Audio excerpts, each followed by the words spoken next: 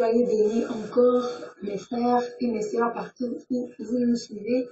Que Dieu vous bénisse. Nous voici encore dans notre programme de partageons ensemble aujourd'hui, comme d'habitude, une thématique très importante encore pour nous les chrétiens. Alors, laquelle? Ah, ce thème d'aujourd'hui me plaît tellement. Il me plaît tellement, je l'aime. C'est quoi en fait? Nous allons aujourd'hui parler d'un thème intitulé Parfum de bonne odeur. Parfum de bonne odeur. On ne vous dit pas d'aller à la boutique pour acheter un parfum et se mettre. Non, c'est alors quelque chose de très important. Ce parfum-là, ce n'est pas un parfum dans une bouteille qu'on doit lâcher dans un grand magasin ou quoi, non. Mais ce parfum, c'est toi. Ce parfum, c'est moi. Puis nous allons aller dans le livre de Matthieu 26, l'histoire de cette femme que nous connaissons, et intitulé Parfum répandu sur la tête de Jésus à Béthanie. Comme Jésus était à Béthanie dans la maison de Simon le lépreux, une femme s'approcha de lui, tenant un vase d'albâtre qui renfermait un parfum de grand prix. Un parfum de grand prix. C'était pas n'importe quel parfum. Et pendant qu'il était à table, elle répandit le parfum sur la tête de Jésus. Les disciples voyant cela s'indignèrent et dirent, à quoi bon cette perte? On aurait pu vendre ce parfum très cher et donner le prix aux pauvres. Jésus s'en étant aperçu leur dit, pourquoi faites-vous de la peine à cette femme? Elle a fait une bonne action à mon égard, car vous avez toujours des pauvres avec vous, mais vous ne m'avez pas toujours. En répandant ce parfum sur mon corps, elle l'a fait pour ma sépulture. Alors écoutez le verset 13. Je vous le dis en vérité, partout où cette bonne nouvelle sera prêchée dans le monde entier, on racontera aussi en mémoire de cette femme ce qu'elle a fait. Alors si nous rentrons dans le livre de Luc, si nous allons dans le livre de Luc 7, la même histoire nous dit, à partir du verset 37, et voici une femme pécheresse qui se trouvait dans la ville. Luc nous donne une dossier de cette femme. C'était une femme pécheresse. Voilà son statut. Elle était pécheresse. Mais lorsqu'on rentre dans Matthieu, dans le verset 13, dans Matthieu 26, 13, la Bible nous dit que Jésus a dit qu'on se souviendra de cette femme, pourtant pécheresse au départ.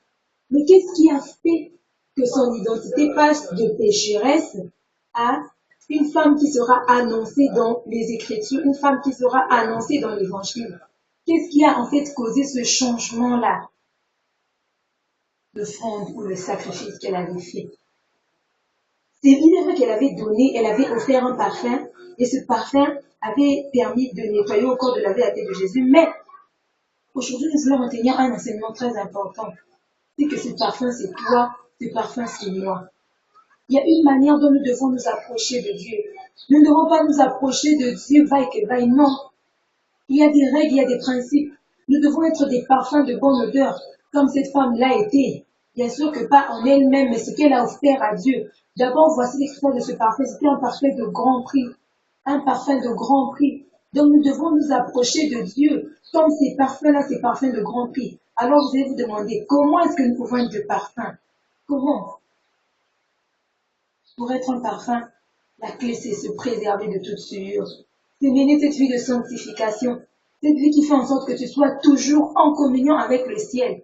Cette vie qui fait en sorte que le Seigneur se réjouisse de ta personne, comme il l'a dit dans sa parole, dans le livre de 1 Thessaloniciens, que ce que Dieu veut de vous, c'est la sanctification. Donc la sanctification, c'est ce que Dieu aime. Plus tu te sanctifies, plus tu es ce parfum de bonne odeur. Plus tu fuis le péché, plus tu es loin du péché, plus tu peux faire passer du temps dans sa présence. C'est en ce moment que tu es en train de te transformer plutôt en un parfum de bonne odeur et à grand prix. Le Seigneur a besoin des parfums aujourd'hui. Le Seigneur a besoin des parfums. Il n'a pas besoin des bouteilles vides. Ou encore des parfums, mais des parfums de mauvaise odeur. Non. Il a besoin des parfums de bonne odeur.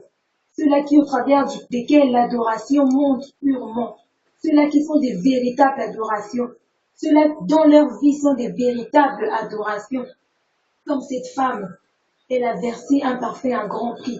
Alors ce parfum-là, ce n'est pas un parfum dans une bouteille, non, mais ce parfum aujourd'hui, c'est toi et moi. Cherche à être un parfum pour Dieu. Nous savons que le parfum, c'est quelque chose d'agréable. Et lorsqu'on met, ça nous procure une sensation de bien-être. Une bonne odeur, une sensation de bien-être. Tu te mets à l'aise partout où tu es. Tu sens bon. Et c'est la même chose avec notre relation avec Jésus. Il nous veut. Il veut que nous soyons des parfums de bonne odeur, que lorsque nous approchons lorsque nous prions, lorsque nous adorons, que notre adoration, que nos sacrifices montent et que cette odeur-là lui plaise. C'est ce qu'il veut.